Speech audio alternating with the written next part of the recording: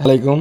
আমি আবারও চলে আসলাম আরও একটি ফ্রিজের রিভিউ নিয়ে। এবার অন্যান্য বারের মতো এবারের তুলনায় একটু পার্থক্য আছে। যেমন এবার নিয়ে আসলাম আপনার ডিপ ফ্রিজ নিয়ে।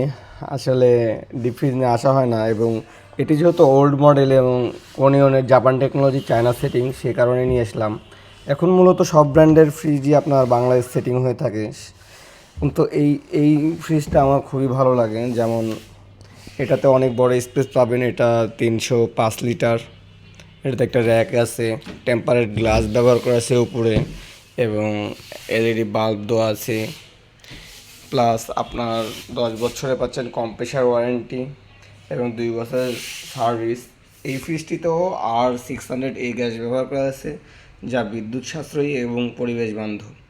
এটি মূলত কোরিয়ান ব্র্যান্ড, যা সম্পূর্ণ জাপান টেকনোলজি দ্বারা পরিচালিত, এবং এটি চায়না সেটিং। এটাতে টেম্পারেচার কন্ট্রোল করতে পারবেন, যেমন ঘাট দেওয়া আছে ফ্রিজার মোডের। এটা লংজিভিটি অনেক। এই ফ্রিজটা দেখতে যেমন স্ট্যান্ডার্ড, মূলত এটা গ্রে বা সাদা কালার বলা হয়।